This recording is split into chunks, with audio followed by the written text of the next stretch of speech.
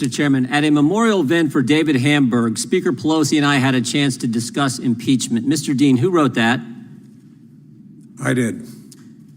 1 month ago, May 11th, 2019. Haven't we been too long in not giving Trump a meaningful moniker? Should it be deranged Don, deadbeat Don, demagogue Don? Thoughts, please, comments. Mr. Dean, who wrote that?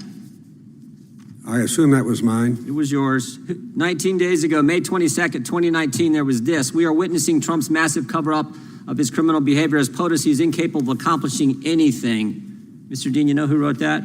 I suspect that was me again. It was you. I want to focus on that last sentence. As POTUS, as President of the United States, he, Donald Trump, is incapable of accomplishing anything. When you made that statement, Mr. Dean, what did you have in mind? You thinking about the 3.2% economic growth rate we had the last quarter? Thinking about the fact we got the lowest unemployment in 50 years? How about the fact the hostages are back from North Korea? Maybe you were thinking about this. When you said the President of the United States was incapable of doing anything, were you thinking about the fact that the embassy is now in Jerusalem? I mean, I think about this one. Every single candidate for as many cycles as I can remember, Republican and Democrat, have promised the American people, you elect me, we're going to move the embassy to Jerusalem. And guess what? They get elected and they come up with a million reasons why they can't do what they said they were going to do. But this president didn't. The embassy is now in Jerusalem. So I'm just wondering, what were you thinking about when you said he's incapable of accomplishing anything? Mr. Jordan, I think that under the parliamentary rules of the House, I'm refrained from addressing a full answer to your question. You weren't refrained in your tweets and your comments and the things you wrote. My tweets are not subject to the parliamentarian. They are subject to state of mind and the perspective you bring to this hearing, and I think the American people understand. Let me ask you this then. Did you give advice to Lanny Davis or Michael Cohen prior to Mr. Cohen's testimony to Congress? No.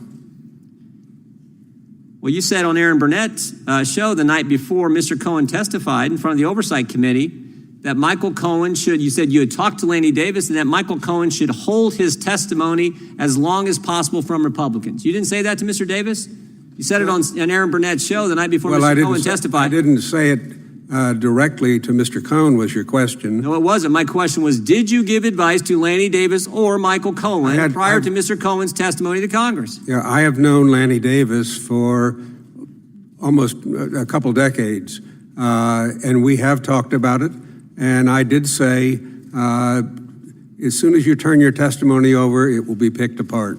So you instructed Michael Cohen's lawyer to keep information from Republicans, to obstruct the committee work that we were doing in the Oversight Committee just a few months ago? You told that to Michael Cohen's lawyer? I didn't quite phrase it that way, no. You know what? They took your advice. I'm sorry? They took your advice. Did they? Yeah. Mr. Cohen kept his testimony from us for as long as possible. But you know what else Mr. Cohen did that day? Lied. Lied 7 times. And this is what I think concerns so many Americans. This is what concerns, I think, so many Americans about the work that's going on in this Congress, this 116. The first announced witness of the 116th Congress was Michael Cohen, a guy who sits in prison today for lying to Congress. Today, Chairman Nadler brings in front of the Judiciary Committee a guy to talk about obstruction of justice who went to prison in 1974 for obstructing justice. I did not go to prison. Okay. You pled guilty to obstruction of justice. I'm glad you got to stay out of prison then, I guess. What bothers me the most, though, is this committee's failure to investigate how the whole Trump-Russia thing started. This is the Judiciary Committee. We're supposed, how this whole thing began. And I said this a few weeks ago, but I want to remind this committee what the Attorney General of the United States said 8 weeks ago when he testified in front of the Senate. He said 4 important things about the beginnings of the Trump-Russia investigation. He said there was a failure of leadership at the upper echelon of the FBI. His words, not mine. Upper echelon. That's certainly true. Comey, McCabe, Baker, Strzok, Page, they've all been fired, demoted, let go, they're gone. Some of them are under investigation by the Justice Department. He said spying did occur. He said it twice. He said there's a basis for his concern about the spying that took place. And he used 2 terms that, again, I think this committee should find frightening and should be looking into. Unauthorized surveillance and political surveillance. Scary terms.